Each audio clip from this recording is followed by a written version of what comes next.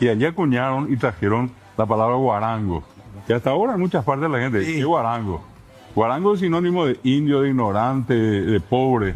Entonces hasta hoy hay gente que pide permiso para hablar guaraní. ¿Por qué? Porque estaba prohibido. Hasta hoy hay gente que tiene miedo a hablar. Y cuando va a hablar dice, yo tengo vergüenza porque no hablo bien. Pero ¿por qué no tiene vergüenza de hablar tan mal el castellano? Quedamos diezmados, ¿verdad? Es más, mañana, 7 de marzo, se va a recordar un aniversario triste, trágico, de una de las disposiciones inmediatas tomadas por el Ejército de Ocupación. El 7 de marzo de 1870 se prohíbe, se prohíbe el uso del guaraní en las instituciones educativas. ¿Y qué pasó? Esas madres que quedaron, esas volvieron a tener una cantidad muy importante de hijos y, insisto, en la exageración, esas madres pico hablaban francés, inglés, guaraní, y me envicuera, pero como guaraní, si vos me decís por qué seguimos hablando, claro. Y por eso, y viene después la guerra del Chaco y nuevamente los combatientes hablaron guaraní y Estigarribia, el 28 de mayo de 1933, declara al guaraní como idioma oficial de las tropas paraguayas. Se convirtió en el gran aliado. Pero a paralelo a eso, Salim, hay una cuestión importante que nunca tenemos que perder de vista. Ese propósito de destruir al Paraguay siguió dándose después cuando se prohíbe el uso del guaraní en 1870 y vienen después otras muestras de cómo dejar de lado al guaraní.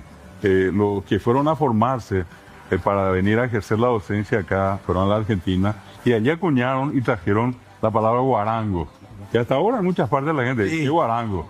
Guarango es sinónimo de indio, de ignorante, de pobre, y que era, bueno, el que hablaba guaraní era guarango, el que hablaba castellano era una especie de aristócrata. Imagínese. Bueno, y eso fue acompañado, Salim, con castigos físicos, de Oñemoñezúa, así que se le mandó a arrodillar por hablar guaraní. Eso existió. Eso existió y existe hasta hoy. Todavía hay gente que puede contar esa historia. Así como el que recibió el yurupeté o ese que corrió el patio de la escuela diciendo no voy a hablar más guaraní. Eso no ocurrió en otras partes del mundo, ocurrió acá. Entonces, teniendo una situación tan complicada que por una parte siguió ese proceso de destrucción de guaraní, sin embargo, una resistencia natural profunda. Que eso que yo, por eso siempre suelo decir, Salim, que el guaraní es paraguayo, el paraguayo es guaraní. Es imposible entender al paraguayo sin el guaraní hasta hoy. No se es lo que comemos, lo que decimos en todo. Hasta el que habla castellano te dice venina. Esa terminación, no es castellano, eso es guaraní, es yuna, terejona, yapona. Y acá decimos venina, andate, decirle na. Y si no es na, es que, vení, que andate, que. Y eso es guaraní, es yu, que, yapoque. La que guaraní, que pío querés y nabó. Y el que me dice que nunca digo eso, bueno, pues yo me voy a otro lado y no vivo más acá, ¿verdad? Yo no sabía y yo también.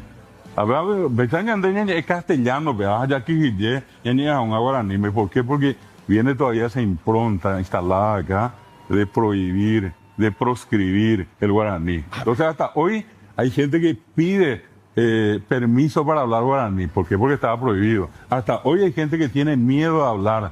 Y cuando va a hablar dice, yo tengo vergüenza porque no hablo bien. Pero ¿por qué no tiene vergüenza de hablar tan mal el castellano? Que hablamos pésimamente el castellano, pero tenemos vergüenza para hablar guaraní. Eso todo forma parte de ese resabio